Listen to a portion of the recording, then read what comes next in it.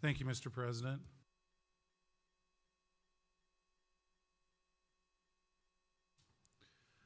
I would like to welcome everyone to the Technology Interlocal Cooperation Agreement and Bond Measure Resolution hearing. The purpose of this hearing is to hear comments on proposals by the district to enter an interlocal cooperative agreement with other school districts and to adopt a bond measure authorizing the interlocal cooperative to issue bonds regarding the financing of information technology up to a principal amount of $100,000. The proceeds from this bond will be used to help offset general fund operating costs for the district, hardware and software items. Attached are official documents pertaining to this bond being discussed. No action will be taken during the hearing. Any action will be taken during the regular board meeting. This is a bond we've done for the past several years. Primarily, we use it to offset costs with our one-to-one initiative 712. We've also used these dollars the past years to help upgrade our server system and things of that nature. Proceeds from this year are anticipated to help offset the annual Chromebook purchase that we have with our technology plan when we're buying so many Chromebooks annually. Is there any comments from the public that they would like to share at the hearing at this time?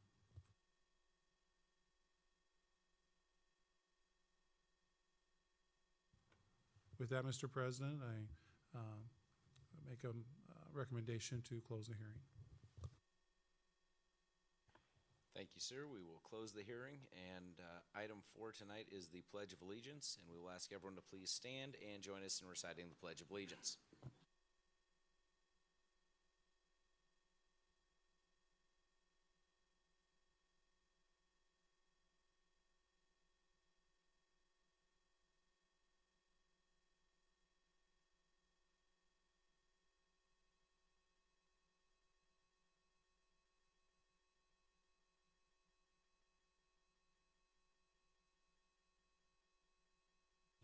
With that, I think we know why most of you are here. We will get to item 5.1, focus on the students. Jake.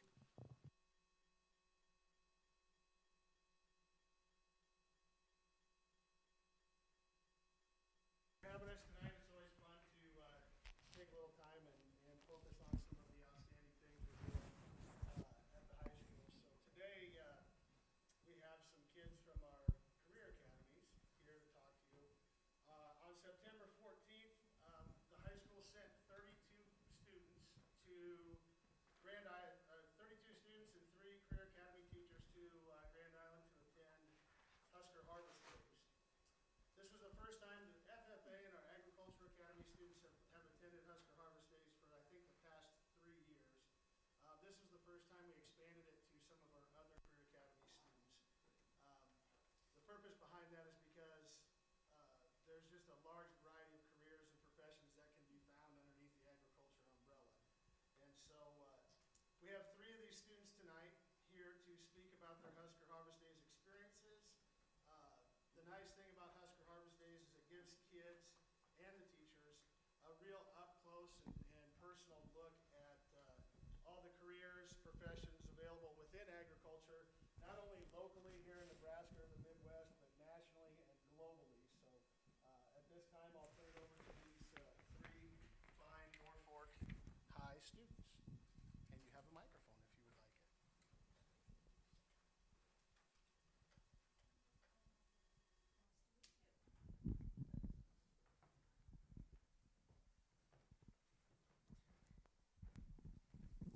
Husker Harvest Days is a way for students to get personalized ear tags and popcorn. However, the real reason is to attend is to be able to expand our knowledge on different career academies. Hello, my name is Kelsey Hall. I am joined with Austin Celine and Allison West. We travel to many FFA activities like state and national conventions, speaking and skill competitions, and personalized growth conferences. As Kelsey said, I'm Austin Celine. I've taken many of the agriculture, construction, and metal classes. I'm currently looking at the career academies. Husker Harvest Days provides us a chance to see the newest technologies that are out there, like the Vermeer self-propelled baler. Thank you, Austin. I am Allison West, and I'm interested in the Animal Career Academy at Husker Harvest Days. Mr. Anderson always tries us to give us hands-on activities with live animals, but trips like this at the Husker Harvest Days gives us more experiences like marketers and producers like the Angus Association.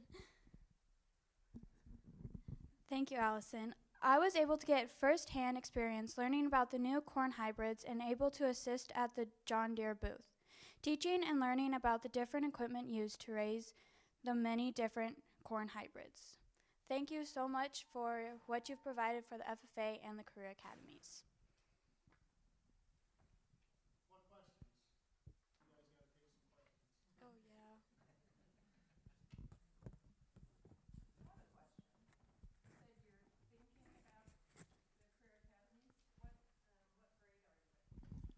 I'm currently a junior.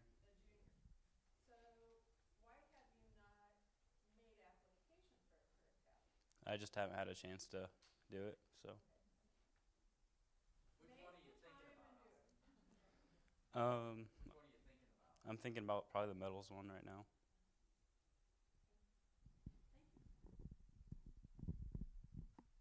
And Kelsey, which one are you in? I'm in both agriculture ones, the animal science and the plant science. What drew you to FFA? Yes, all of it. What drew me to FFA was probably that my sister was in it and she was giving like really good like feedback about it, and the agriculture like side of things interests me a lot. So FFA is a good way to get involved in different different experiences that you wouldn't get in just a normal club, I guess. My family's been pretty big into FFA, so I kind of just followed the lines and just kind of saw the personal growth experiences that there are for you. What got me in FFA is I got enrolled in Intro to Ag as my freshman year, and I had no idea what FFA was about. But Anderson, being a great advisor, got me into it and not like encouraged me, not pushed me, but encouraged me into it, and it grew on me. And I have a past of grandparents and family are big farmers, and I love animals, all 16 years. And so what I want to do is work with horses and livestock, and this gave me a great opportunity and got me out of my shell and made me grow as a person. Where do you guys see this going through high school, and then what are your goals beyond with agricultural FFA or manufacturing, as you were referencing? Well, FFA just kind of gives you a chance to see the different sides of things, and through it, it kind of helps you throughout the process of life. Just say you want to find a job, they're going to look at your FFA and going to see that what you did, and it'll just help you throughout a lot of it. Like I said, it got me out of my shy. I was so shy, and it got me out.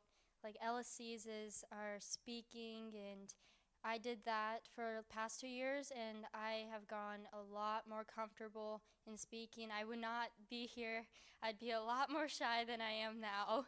And it made me grow, and like I said, it made me decide as a junior what I want to do, and now I can kind of focus on what my next decision is, and going to Northeast, then transferring to UNL, and what I want to do as a career and for the rest of my life, hopefully. Through FFA, like I said, there's many different experiences, and working at the John Deere booth, there was different things from marketing to engineering to programming, like activity planning, and so being in FFA, it just opens you up to so many different like achievements and different opportunities.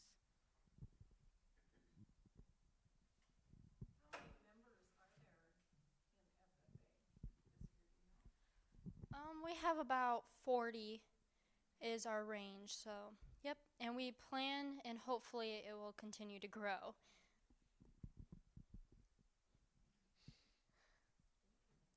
Thank you. Thank you guys, great job.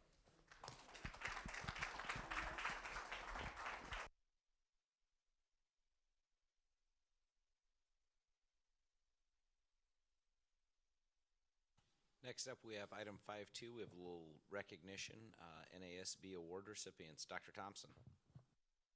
Thank you, Mr. President. The Nebraska Association of School Boards proudly recognized the 2017 Award of Achievement recipients during the Norfolk Regional Meeting on Wednesday, September 20th.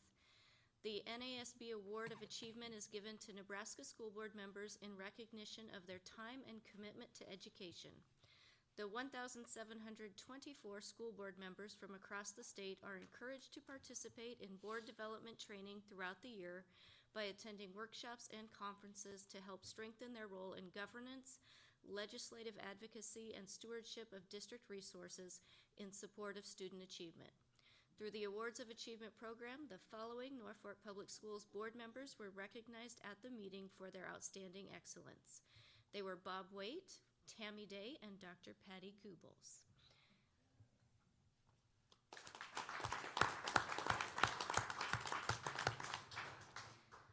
I just wanted to take this opportunity to thank Bob, Tammy, and Patty for their active participation in the NASB and all of our board members for their continued support for public schools, particularly Norfolk Public Schools.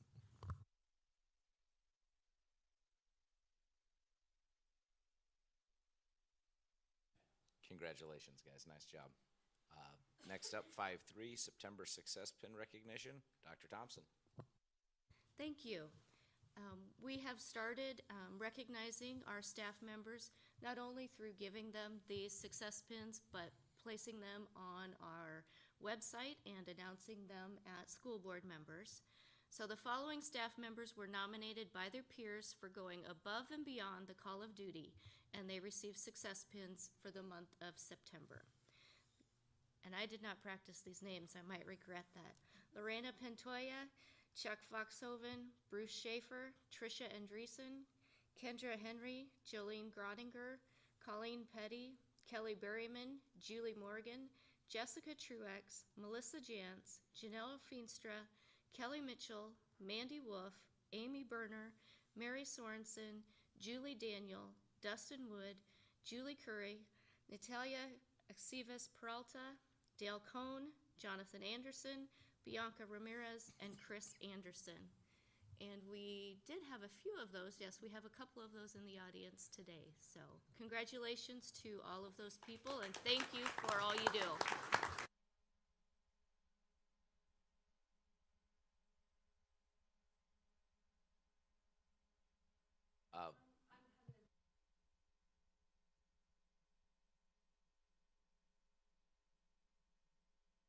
We could get an October pin if anyone gets that working for. Congratulations to the staff that won those. Well done, guys. And with that, we will go to 5.4. It's really cool on our screen. Sorry, you guys can't see it. The annual foundation report. Sarah Dittmer.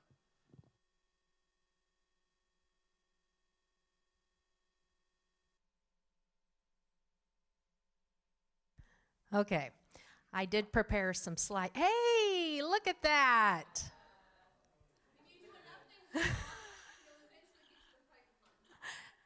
Excellent. I was just going to say I did some slides, but you'd have to take my word for them. Okay.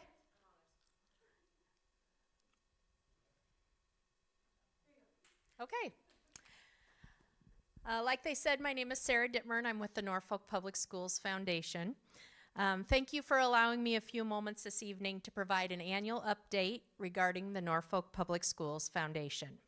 It's been a great year, and the partnership is the strongest it has ever been between the foundation and the school district. We've worked together for a great impact this school year, and I'd like to outline some of that for you. On this first slide here, you'll see that the impact to the school district last year equaled nearly $1.5 million.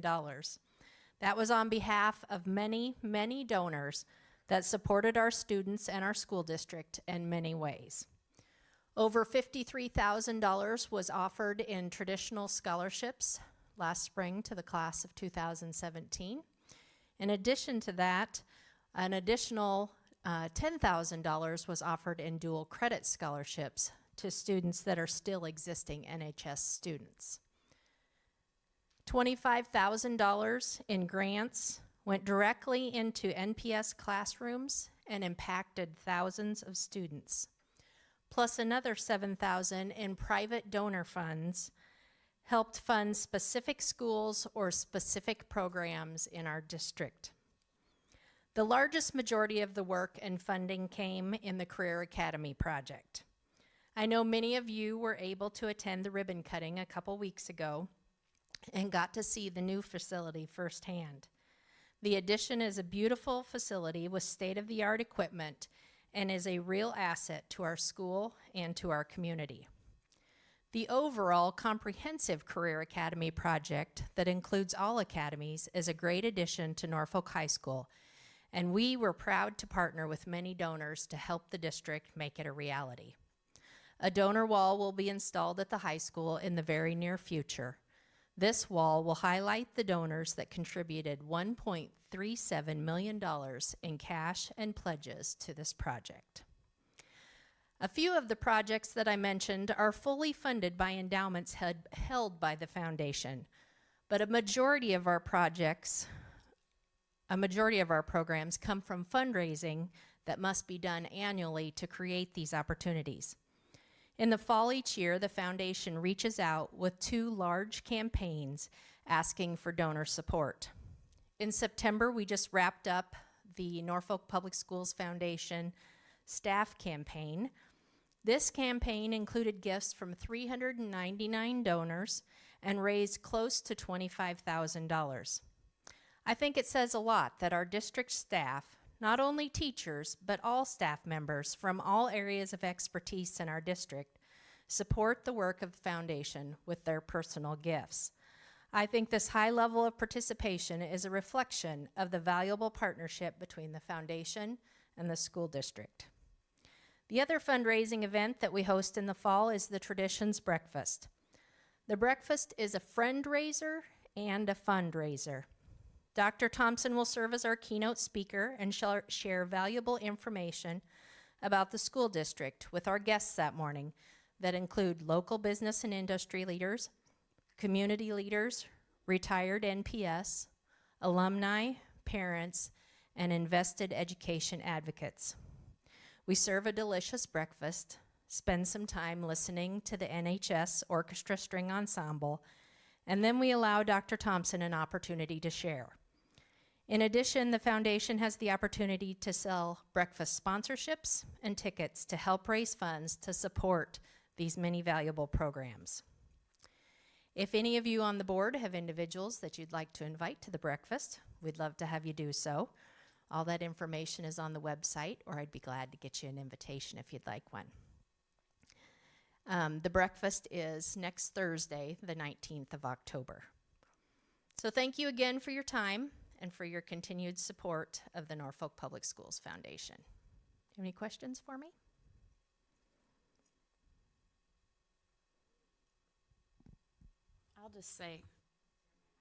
I'll just say thank you to you and your board. I mean, these numbers are amazing, and the things that we are able to do because we have such a strong partnership with the foundation are things that wouldn't happen. Thank you to you and your board for helping mobilize resources and connect people and their gifts to our public school. Thank you. Great job, Sarah. Thank you. Thank you. Thanks.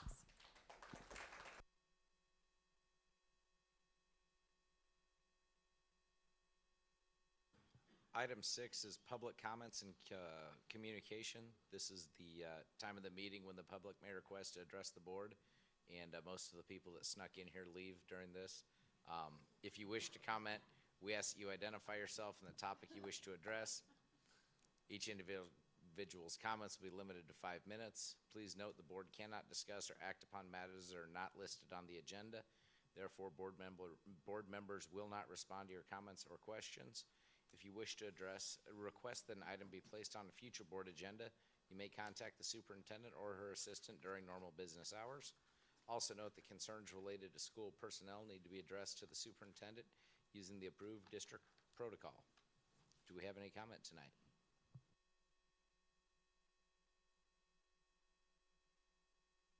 All right, we'll move on. Item 7. Actually, we'll begin with 7.1, the Finance and Facilities Report. Mr. Robinson. Thank you, Mr. President. The total amount of claims to be approved in the consent agenda for the month of October by fund are as follows. General Fund, $462,183.76. The Nutrition Fund of $237,746.18. Cooperative Fund of $4,167.64. Depreciation Fund had $11,960.76. Special Building Fund, $244,064.43. Student Fee Fund was $3,336.32. The total amount of claims for September from the Activities Fund was $153,874.50. All these claims were reviewed earlier today by our Finance and Facility Committee. We are now into the 17-18 budget. All areas of the budget have been finalized and imported into our system. The audit for 16-17 has been completed and will be brought to the entire board for approval on October 26th. Thank you, Mr. Robinson. Any questions for the finance report? Hearing none, we'll move on to teaching and learning. Mrs. Nelson. Thank you, Mr. President. In the area of curriculum and instruction and assessment, the prior month has been filled with studying new or different state assessments and practicing tools. Fall MAP testing is complete. PLCs have been working on steps 1 through 3 of our professional development model that we've been working through this school year and on to the next year. The beginning steps for technology curriculum, scope and sequence work have been taken. We are surveying teachers so we have a strong understanding of what is currently being taught at each grade level. There's a lot of work and organization that needs to happen in the area of technology. Technology has been a fast-growing piece of education that includes classroom and life skills. We have a science curriculum workday planned for October 18th. The new state science standards have been adopted this fall, and we're going to start learning them and making determinations about instruction, classes, and materials. The application for the STEM Big Red Keno grant has been submitted for this school year. I will keep you posted and we'll let you know if we're accepted. They always seem to be really pleased with the projects we do, so I feel pretty encouraged by that. And there are plans in place for October 30th for our professional development. It will occur in a similar fashion to what we had at the beginning of the year, but we're working really hard to meet teachers right where they're at each step. So I've worked closely with the group that we've hired to help us. In title, the grant is not open yet, and we will work on that as probably within the next couple weeks, I would anticipate. And as far as technology, until tonight, I really felt like everything was working well. So, can I answer any questions? Except for how I solved that problem. Let's not talk about that. Okay. Thank you, Mrs. Nelson. And I would just add, we did have a study session tonight on assessment that Beth led, and very, very good session, helping us understand how that all works. With that, we'll move on to 7.3, Student Services. Mary Lure. Thank you, Mr. President. This Friday marks the end of our first quarter for the 2017-18 school term. Parent-teacher conferences are scheduled for Monday through Thursday, the week of October 23rd through the 26th. The dates are as follows: October 23rd, K-12 normal dismissal, K-8 parent-teacher conferences from 4 to 7. October 24th, K-12 normal dismissal, K-4 and 9-12 parent-teacher conferences from 4 to 7. Wednesday the 25th, we'll have a 2 o'clock dismissal, 5-12 parent-teacher conferences from 4 to 7 p.m. And then on Thursday, October 26th, K-12 students will be dismissed. All K-12 students will be dismissed at 11:30 a.m. K-12 parent-teacher conferences from 1 to 4 p.m. October 27th is a no school for students and staff. Elkhorn-Logan Valley Public Health Department will provide on-site flu shots for the staff and family at several school buildings in the district on Tuesday, October 31st. CPR and attack on asthma training will be provided for select staff from all our NPS attendance centers. The training will be held here at central office on November 2nd and November 3rd. Do we have any questions? Thank you, Mr. President. Thank you. 7-4, Human Resources and Accreditation Report. Mike Hart. Thank you, Mr. President. First of all, let's talk about the instructional model. Brought this up in recent meetings. Our next meeting on our district instructional model will be Wednesday, November 1st. The model, the task force has worked incredibly hard to develop a high-quality and sustainable model that we'll be able to use effectively to not only train new teachers, but reinforce essential instructional elements with all staff. And our intent is to have that ready for implementation sometime during second semester. We do have a timeline in place, and so I'll be looking for more information about that. Crisis response team training. On Wednesday, October 11th, we are sending our district crisis response team to the level 7 training in Columbus. This training will be led by Dr. John Dudley, and if you don't know, Dr. Dudley is a highly sought-after expert on crisis management, one of the leading authorities on developing effective crisis teams and procedures. Our CRT team is really an invaluable district resource, and the team is highly trained to effectively and compassionately respond to crisis situations such as staff or student deaths or other traumatic events, and they have been called into action already this year. District Safety and Security Team meeting. Tomorrow, Tuesday, October 10th, we are meeting with our district safety and security team to review our standard response protocols and other emergency procedures. As Dr. Thompson has mentioned before, student and staff safety is always our top priority. And we're constantly reviewing our procedures to ensure that we are prepared to immediately respond to any emergency situation. Career fairs. Mrs. Lure and I will be attending several career fairs in the area. And the purpose for attending these fairs is to recruit the very best candidates to teach and serve in our schools and really promote the great things that are happening in our district. We are committed to providing our students the highest quality teachers and support staff possible. And so I appreciate Mrs. Lure going with me. Suicide awareness training in compliance with state requirements. All of our staff that interact with students on a daily basis will participate in suicide awareness training. This training is extremely valuable in helping all staff recognize warning signs of when someone may be in crisis and remain proactive about immediate intervention options. Some of you have actually attended that training. It's been really good. Our next staff development day is Monday, October 30th. And again, Beth mentioned that, but that day is dedicated to following up on the information that teachers were given at the beginning of the year. And again, high quality staff development is essential to increasing our teacher effectiveness and maximizing student learning. And below that is the current updates for our personnel openings. I would entertain any questions at this time, Mr. President. I'd just make a comment, Mike, that I think the timing is so appropriate with all the work that's happening with assessment, that's tied right into your instructional model, because the assessment is such a critical piece of instruction. So that worked out really well, I think. Any other questions? Thank you, Mr. President. Thank you. Item 7-5, tonight's superintendent's report. Dr. Thompson. Thank you. Our unofficial preliminary enrollment data shows that we have 187 students in our pre-kindergarten programs that would be birthed through the age of 5. We have 4,183 students in kindergarten through 12th grade for a total of 4,370 students. This is an increase of 48 students from last year, with our largest increases occurring at Bel Air and the senior high. We had a fairly small senior class last year that graduated, and we have a very large freshman class this year. So the senior high has quite a few more students than they did last year. And the increase at Bel Air is by design because of the third track that we have in that building.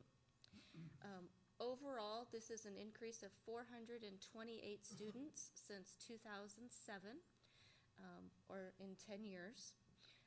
we have seen a pretty consistent average increase of 40 to 50 students each year. So that is a nice steady increase. We will not have official numbers available until the end of October. When those are confirmed, then I will begin working on our enrollment projections and hopefully have those for you in October or November. I also wanted to add that Mr. Hart, Mr. Robinson, and I visited with Finance and Facilities this morning about our plans to hire a full-time substitute teacher.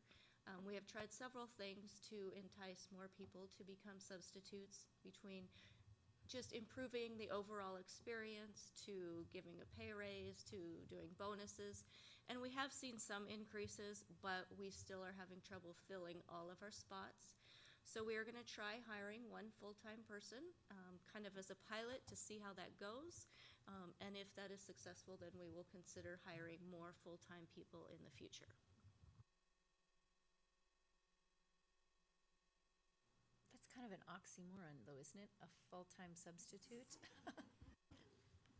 So they just go wherever they're needed, though? Yes, we will hire a person, and they would be guaranteed to work somewhere every single day.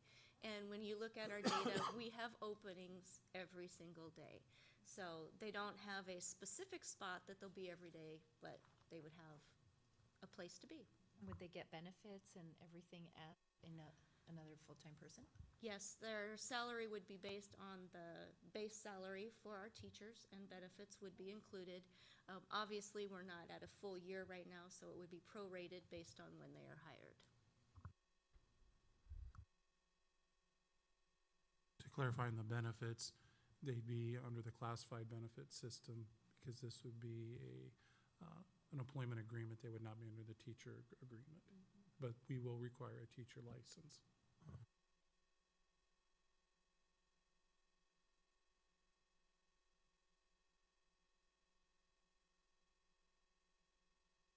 This was something, as they talked at finance today, that's been very well thought out and documented. I have a stack of paper here that Mike brought with him because it's well done. As Dr. Thompson talked about, our substitute attendance numbers bear out the fact that we can use somebody every day. What a great thinking outside the box sort of approach to try out and see if it helps you alleviate some of your substitute woes. So. All right, item 7.6 is a new item tonight, the facility renovation update. Dr. Thompson, Mr. Robinson, you're both up as speakers. Thank you. Beth, do you have the PowerPoint?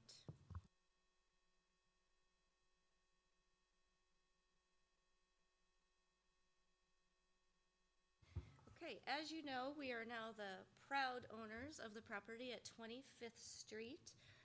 Which I'm going to try not to call Our Savior Lutheran Church anymore. It is now 25th Street property.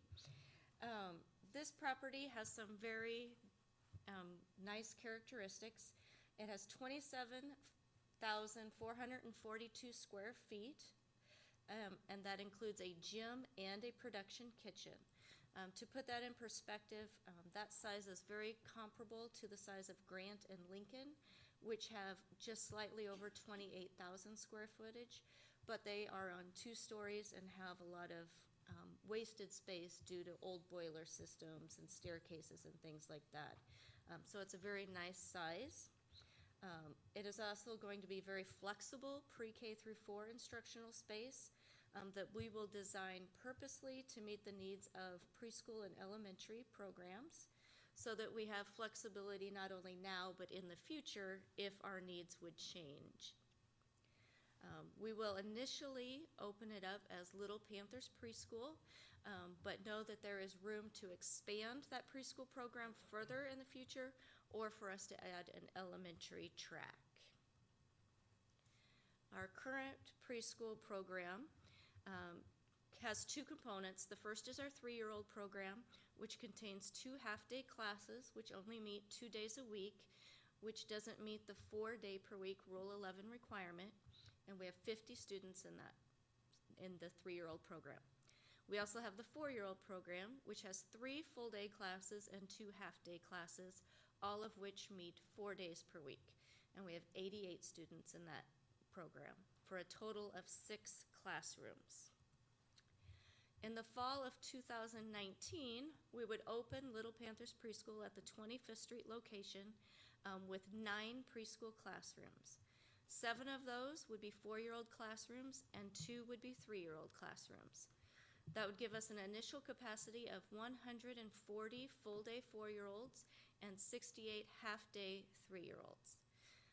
That also gives us the ability for Norfolk Public Schools to take all of the 4-year-olds that are currently in Little Panthers Preschool and in Head Start, and for Head Start to focus on 3-year-olds.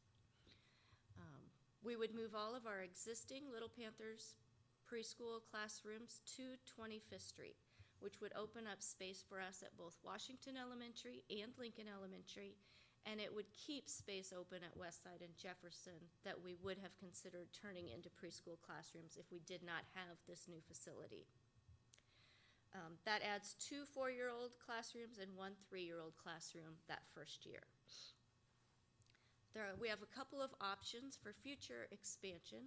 The first option is that we could add up to 9 more full-day 4-year-old preschool classrooms at that location for an additional capacity of 180 4-year-old students and a total capacity of 320, which would be equivalent to a track of kindergarten, first grade, second grade, etc. We would add those 1 class per year until we reached capacity or there was no longer a need for more classrooms. And that gives us the ability to have an additional track of elementary at Lincoln Elementary. The second option would be to add a 1-track elementary to the 25th Street property.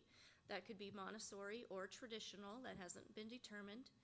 And again, that would take 9 rooms, 5 regular classrooms, a media center, SPED and ELL, music, and art.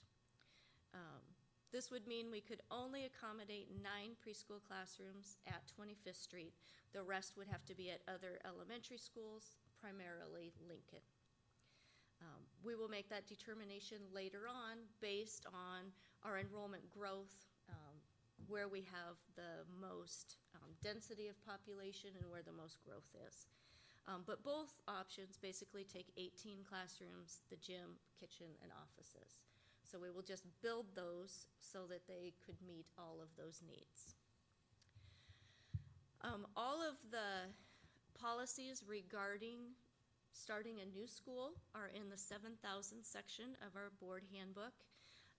I will specifically talk about board policy 7020 tonight because that outlines the fact that we need to create a committee to help develop the educational specifications regarding the program and space requirements for this building.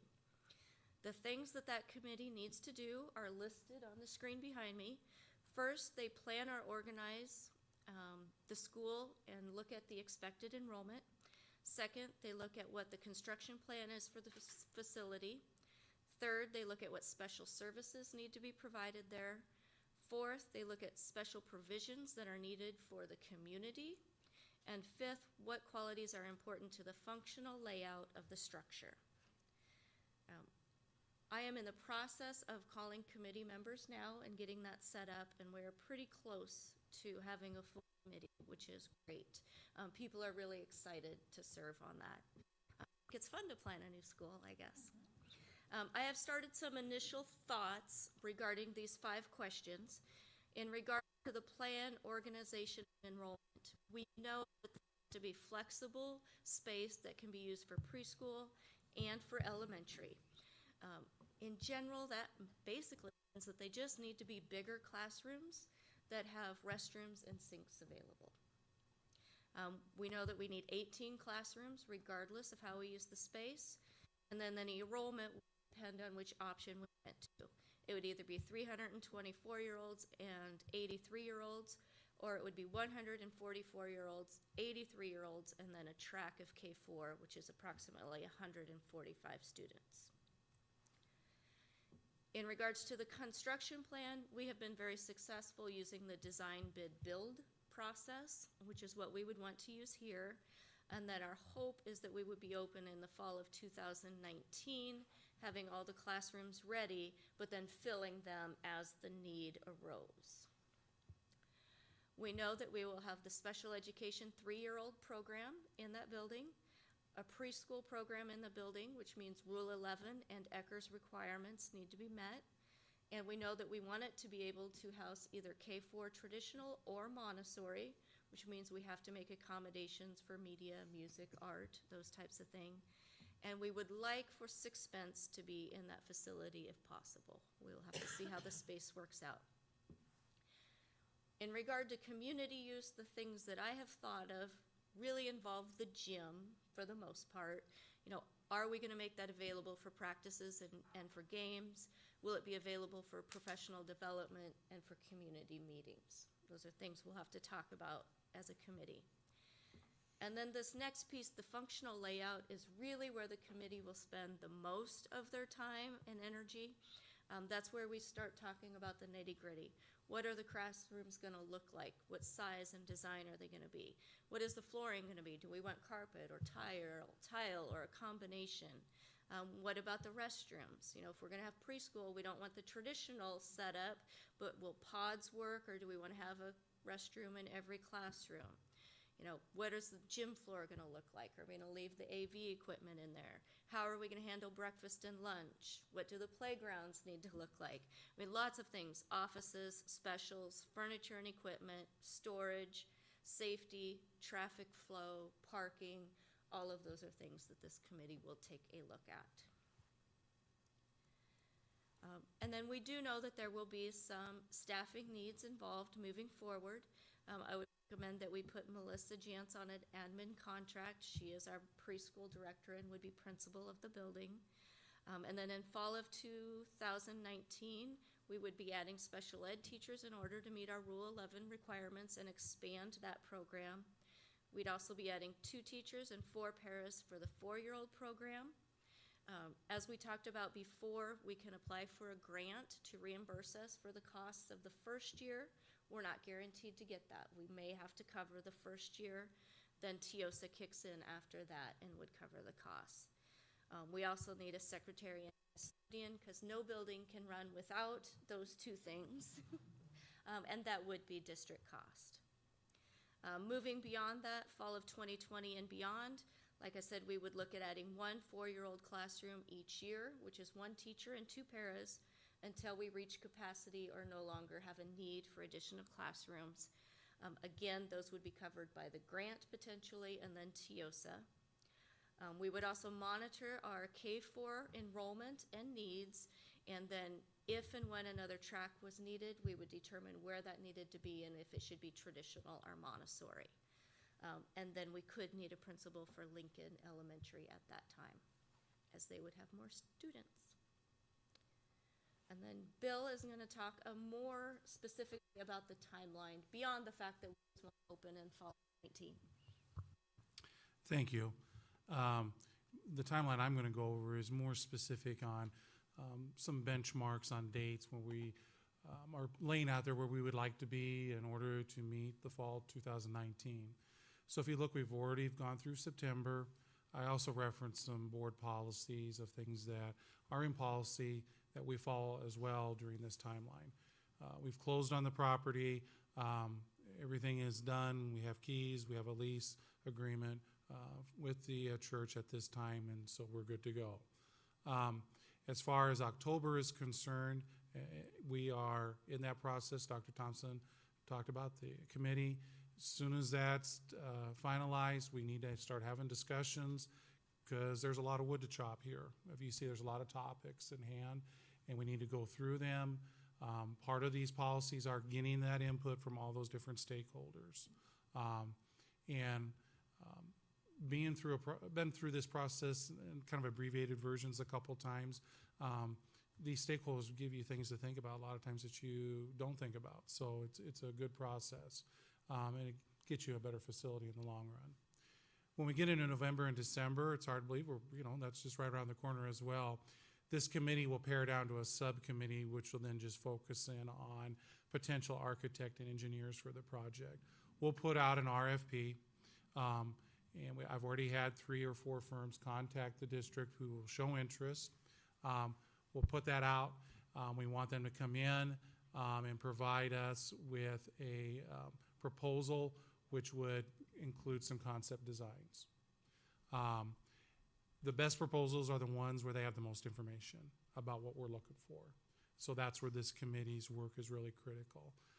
Anybody can design anything, I guess, but if we tell them what we're looking for, give them a general budget idea, that really helps. Very similar to when we went through with the renovations on this facility. In that case, it stuck very clearly what design we liked. Hopefully that will be the case here. According to policy and statute, because this is professional services, price isn't the only thing that we look at. We look at what's going to meet our needs, design, and those kinds of things. So as far as the engineering is concerned, we've kept engineering on a separate contract. We'll just have to see what that's like. Sometimes architects can carry that, but there's an additional charge for that. We have some engineering services out there that will be very good that most of these companies work with. So we'll carry those, we'll have that contract as well. I put down some potential vendors who have shown interest or have done work in our district before. This list could grow from there too. So once the RFP goes out. January and February, after that, we'll say, hey, this is the architect we like. We're going to offer them a contract, and then we start working with them to finalize a design so we can have something ready to go to bid for a general contractor. In March, board will review recommendations made by committee as far as what it is we like. This is what we want to go to bid on. You'll see drawings, final drafts, those kinds of things. Then the task of that district committee has been completed. April, after that, that task of the committee has been completed and those reviews, superintendent will bring a recommendation. Here's final design. We would like to approve, and let's take this to bid. By that time, we really need to go to bid because that's that spot where people are going to fill in their book and they need to get a product order, the pricing and all that. So that's when we need to be going out for bid. So we go out for bid. We accept bids probably, mid to late May, and then we can bring a recommendation to the June board meeting with a general contractor who will do the renovations. Hopefully at that time, they can start immediately with some initial work. I've already communicated that with the church. If they're still there for a few months, that there's some surveying and a lot of stuff that can happen. They're anxious to move out. They may be moving at that point, but we just won't know till we get to June. So, but technically they can be there till September. Then it's vacated, a vacant building, then we gotta go. We have about 8 to 9 months. Its advantages, it'll be vacant and we gotta go, get going on the renovations. With the idea of, if you look then through, let me get to my next page here. Can you scroll down, Beth? Yeah, there we go. June, we want substantial completion. That means that we're getting ready to do a punch list because we want to have fire alarm, city permits where they're saying you can occupy in July because staff's going to want to move in. We got furniture, all that kind of stuff. And then with the idea that in August of 19, Little Panthers program and maybe somebody else, whatever we have, moves into the facility and we are ready to go. Some contingency plans would be maybe some of the rooms won't be quite done, but we won't need them right at that point. We can still get occupancy if we still have to do some carpeting and painting and those kinds of things. But if you say that up front, then they won't get them done. So we'll say we want substantial completion of the facility and go from there. So that is the kind of tentative schedule layout.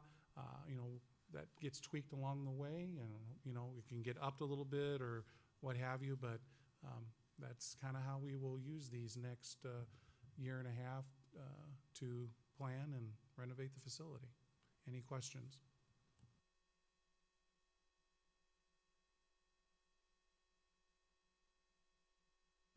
All right. Okay. We will move on. Item committee reports now. Item 8.1 is the Finance and Facilities Committee report. Bill. Thank you again, Mr. President. We did meet today at 10:45 and reviewed the October claims and the activity claims from September. Current fund balances were also reviewed. The main points that we discussed, we did have an initial review of our audit. Stephanie from Schumacher, Cruz and Associates came. She was lead auditor on site this year and went through the audit draft, talked about the different areas they tested, those kinds of things, the controls with our cash that we reviewed that. There were no findings in any of the areas, which is a good thing. Talked a little bit about, with our pension liability that needs to be reported and so forth, where we're at with that. So overall, gave the committee an overview. For those of you who weren't there, I handed a draft to Mr. Mitchell. I'll need to give you one before you leave if you want to take that home to read and or review. And then at our 26th board meeting at noon, we'll have final draft for approval. November 1st is our deadline for turning it into state auditor in the State Department. So that was the first thing we discussed. We do have some upcoming bids for the junior high roof, the Carson Field and track that will be coming in. The junior high roof bid will be at that 26th meeting, a recommendation, as well as the track and field. The track we'll talk about on the 26th, and then there's some other items with tennis courts and the 6th Street track we'll talk about in November based on how those bids come in with the overall budget. We went over these timelines that I just discussed, also the hiring of a full-time substitute teacher and other upcoming staffing needs as our district grows and our class sizes. A lot of feedback we get from staff is please consider our class sizes now and our staffing needs. Please continue to put that on the radar. We understand budgets and all that, but please put that out there. So our next meeting will be at noon on November 3rd. Do other committee members have anything they'd like to add?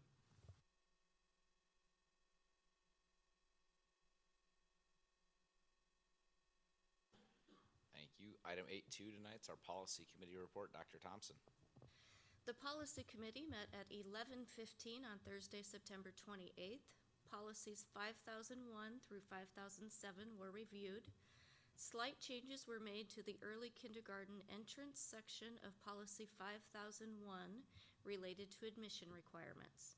These changes were based upon our board discussion in April regarding the need to allow for deadline exceptions for extenuating circumstances. Policy 5004 regarding full-time and part-time enrollment was revised to reflect our current practice, which is to allow non-public school students to attend 2 elective courses if they are not offered at their non-public school and our courses are not at capacity. It was also revised to indicate that non-public students may apply to our career academies and enroll in these courses if accepted. Policy 5007 related to foreign exchange students was revised to reduce our maximum number of foreign exchange students from 5 per year to 3 per year. This change was recommended by high school principal Jake Luer based on our increased enrollment and class sizes at the senior high. The second reading of Policy 4005 related to weather-related absences is being postponed in order to allow our calendar committee to evaluate its effects on our calendar and develop an alternate proposal if needed. Can I ask a question about the Career Academies enrollment, policy 5004? So if they were to enroll in a Career Academy course that was not at capacity, would that count as their 2 elective courses or potentially as one of those? Yes, it would count as one of the 2 courses.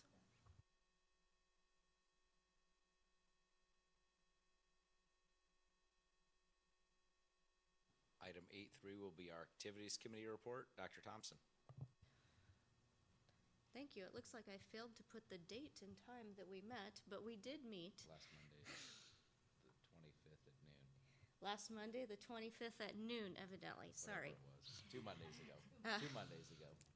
Mr. Reese and Mr. Shires reviewed our fall participation numbers. Mr. Reese shared information with the committee regarding our transition to the HAC. He also reviewed our activity card procedures for senior citizens and our co-op policy. We currently co-op in baseball, softball, swimming, and boys tennis. A request to co-op in girls tennis was reviewed and declined. Due to our participation numbers, this is a cut sport, making it ineligible for co-op. Mr. Reese and Mr. Shires discussed our coaching openings and our philosophy regarding the progress from youth or club sports to junior and senior high athletics. It was noted that the expansion of youth programs can create unbalances in the natural sport progression regarding the increased number of games, practices, travel time, etc. at a younger age. Mr. Reese indicated that Mike Fuhrer is retiring from the Norfolk Area Sports Council in the middle of October. He also discussed a plan regarding the storage and disposal of uniforms, equipment, and trophies, all of which require a significant amount of storage at the senior high. Mr. Reese indicated that Norfolk High School will remain Class A for football and ended with a facilities update regarding our track, football field, and tennis court resurfacing project. Our next activities meeting is scheduled for November 27th at noon at the Central Office Administration Building.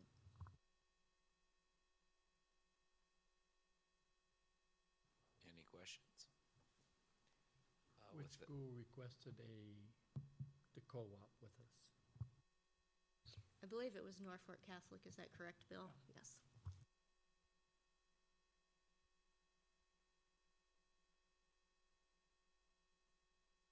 Item 8.4 is the minutes of committee meetings. They are attached to the minutes of the October 3rd nurses meeting. Item 9 is our consent agenda. It includes minutes of previous meetings. There are no personnel, contracts, or resignations, and the claims that Bill presented earlier. With that, I would accept a motion on the consent agenda. I make a motion to approve the consent agenda. I'll second that motion. A motion from Tammy, a second from Bob on the consent agenda. Do we have any discussion on it? Hearing no discussion, when it opens up on item 9, we can vote. Computer is very slow. I would blame Beth, but that wouldn't be very nice of me.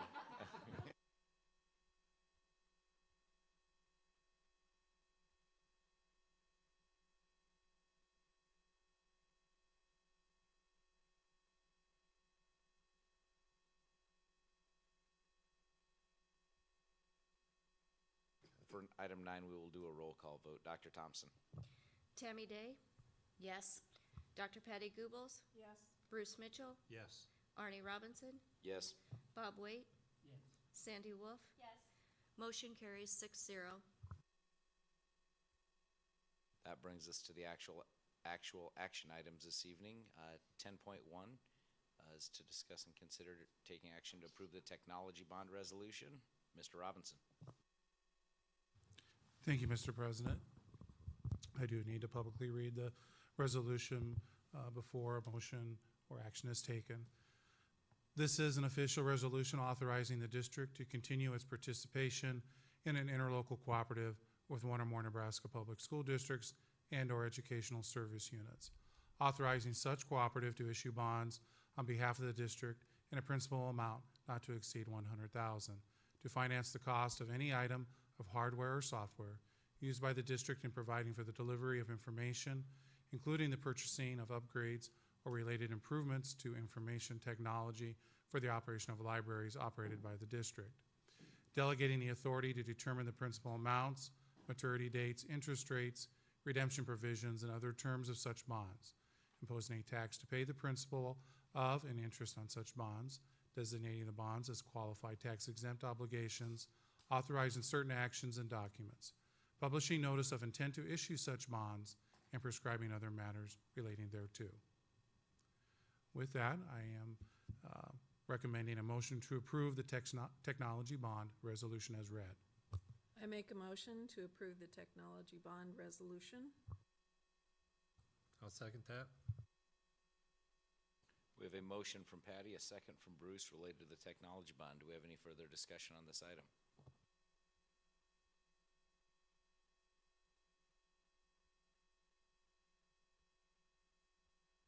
Hearing no discussion,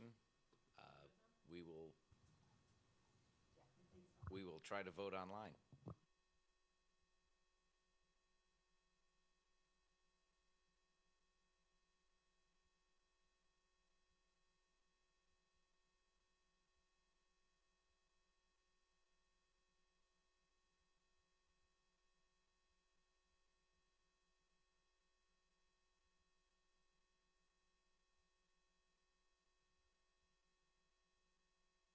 Dr. Thompson, let's go with a roll call.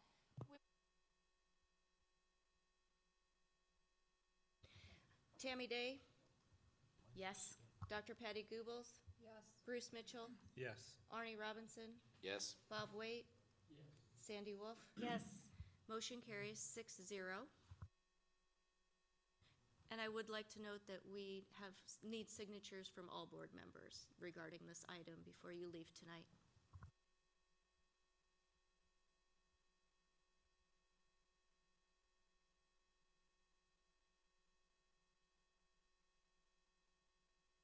All right, item 9.2 is to, or 10.2 is to discuss, consider, and take action to approve NCEA's request to be recognized as the official collective bargaining agent for 2019-2020. Mr. Robinson. Really need anything else than that, do we? We would like to continue to negotiate with Thank you, Bill. NCA in 2019. He's listed as a speaker. I thought he might have had something. I'd make a motion to approve the NCEA's request to be recognized as the official collective bargaining agent for 2019-2020. I assume that's what. I'll second the motion. Motion from Tammy, a second from Patty. Do we have any other discussion on this, even though Kim jumped out on us tonight? I would just note that we have previously approved them to be our collective bargaining agent for 17-18 and 18-19. All right, with no further discussion, we will go with another roll call tonight. Tammy Day, Yes. Dr. Patty Goobels, Yes. Bruce Mitchell, Yes. Arnie Robinson, Yes? Bob Waite, Sandy Wolf. Yes. Motion carries 6-0. 10.3 is to discuss, consider, and take action to appoint a representative for the NASB Delegate Assembly at the State Education Convention. Dr. Thompson. The Nebraska Association of School Boards Delegate Assembly, which will shape the NASB's 2017 legislative and leadership agenda, will be held on November 18th in conjunction with the State Education Conference in La Vista.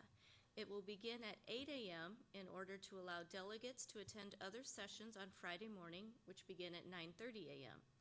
Dr. Patty Goobels, Bob Waite, Tammy Day, and Sandy Wolf are all attending the conference. However, Patty will be busy at that time attending to NASB board functions.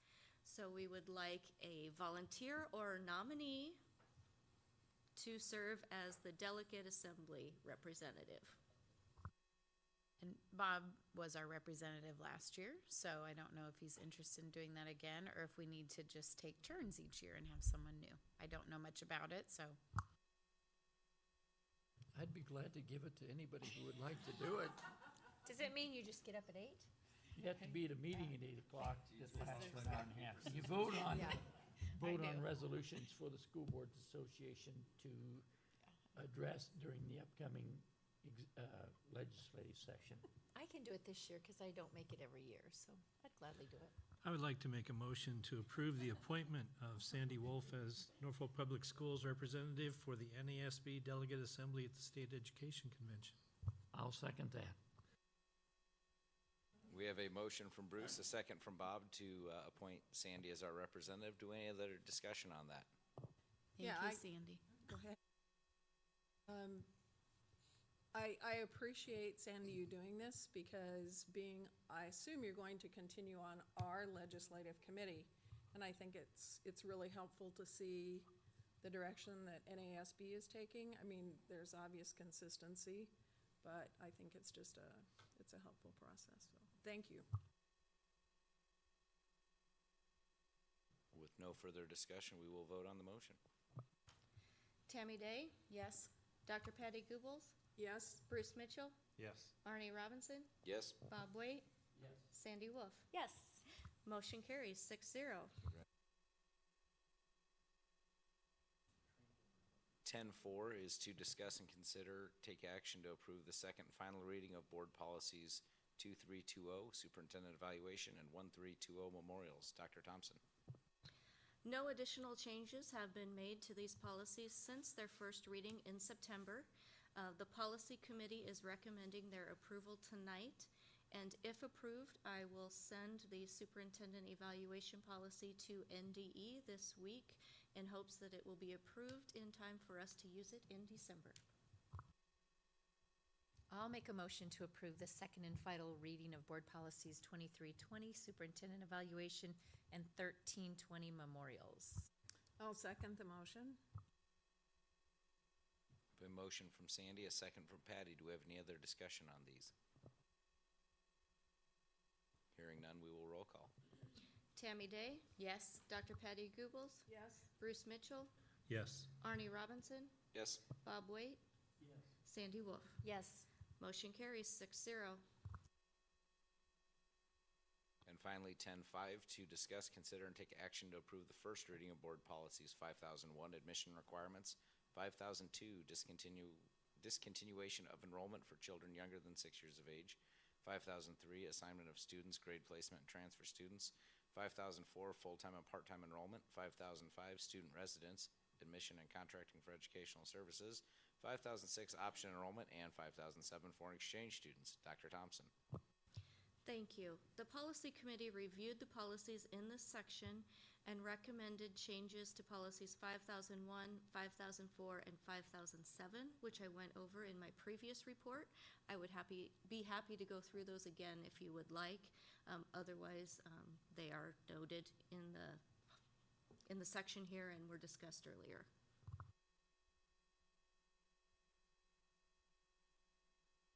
Would accept a motion to approve first reading on these policies. I'll make a motion, we approve these policies as presented. I'll second. A motion from Bob, a second from Tammy. Do we have any other discussion? Could we amend that to say the first reading of those policies? I said first reading, I think. We have a motion to accept first reading. Tammy second, still on first reading. Good. There we go. Motion and a second. Do we have any other discussion? Hearing no further discussion, we'll take a roll call. Tammy Day, Yes. Dr. Patty Goobels, Yes. Bruce Mitchell, Yes. Arnie Robinson, Yes. Bob Waite, Yes. Sandy Wolf. Yes. Motion carries 6-0. A little bit of housekeeping. Future meetings. Next second meeting of the month will be held this month. It will be on Thursday, October 26, 2017, here at Central Office. Open to the public. Will be advertised as specified.